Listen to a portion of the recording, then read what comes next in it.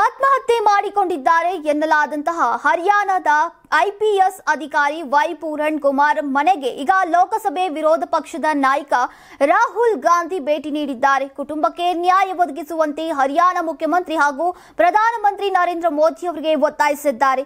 ಚಂಡೀಗಢದ sector 24ರಲ್ಲಿ Puran Kumar ಅವರ ಅಧಿಕೃತ ನಿವಾಸಕ್ಕೆ ತಲುಪಿ ಸಂತಾಪವನ್ನ ಸೂಚಿಸಿದ್ರು. ಕುಮಾರ್ ಅವರ ಕುಟುಂಬವನ್ನ ಭೇಟಿಯಾದ ನಂತರ ಸುದ್ದಿಗಾರರೊಂದಿಗೆ ಮಾತನಾಡಿದಂತಹ ರಾಹುಲ್ ಗಾಂಧಿ, ಈ ವಿಷಯವು ಎಲ್ಲಾ ದಲಿತ ಕುಟುಂಬಗಳ ಮೇಲೆ ಪರಿಣಾಮವನ್ನ ಬೀರುತ್ತೆ. ಕುಮಾರ್ ಅವರು ಸ್ಥೈರ್ಯ ಕುಗ್ಗಿಸುವಂತಹ ಮತ್ತು ವೃತ್ತಿ ಜೀವನಕ್ಕೆ ಹಾನಿ ಮಾಡುವ ಉದ್ದೇಶದಿಂದ ವ್ಯವಸ್ಥಿತ ತಾರತಮ್ಯವನ್ನ ಎದುರಿಸಿದ್ದಾರೆ ಅಂತ ಆರೋಪಿಸಿದ್ದಾರೆ. ಇದೇ ವೇಳೆ ಹರಿಯಾಣ ಸರ್ಕಾರವನ್ನ ಟೀಕಿಸಿದ್ದಾರೆ. ಮುಖ್ಯಮಂತ್ರಿ ಮತ್ತು ಮುಕ್ತ ಮತ್ತು ನ್ಯಾಯಯುತ ತನಿಖೆಗೆ ತಮ್ಮ ಬದ್ಧತೆಯನ್ನ ಪ್ರದರ್ಶಿಸುವಲ್ಲಿ ವಿಫಲರಾಗಿದ್ದಾರೆ. ಈ ಪ್ರಕರಣ ದಲಿತರಿಗೆ ತಪ್ಪು ಸಂದೇಶವನ್ನ ರವಾನಿಸುತ್ತೆ. ಪೂರಣ್ ಕುಮಾರ್ ಅವರ ಪತ್ನಿ ಸೇವೆಯಲ್ಲಿರುವಂತಹ ಅಧಿಕಾರಿಯಾಗಿದ್ದು ಸರ್ಕಾರದ ಮೇಲೆ ಒತ್ತಡ ಹೇರುವುದು ಹೇಗೆ ಅಂತ ನಮ್ಮೆಲ್ಲರಿಗೂ ತಿಳಿದಿದೆ. ಹೀಗಾಗಿ ಈ ಪ್ರಕರಣದಲ್ಲಿ ಸರ್ಕಾರ ಸಾಧ್ಯವಾದಷ್ಟು ಬೇಗ ಕ್ರಮ ಕೈಗೊಳ್ಳಬೇಕು, ತಪ್ಪಿತಸ್ಥ ಅಧಿಕಾರಿಗಳ ವಿರುದ್ಧ ಕ್ರಮ ತೆಗೆದುಕೊಳ್ಬೇಕು ಅಂತ ಅವರನ್ನ ಬಂಧಿಸಬೇಕು ಅಂತ ಆಗ್ರಹಿಸಿದ್ದಾರೆ.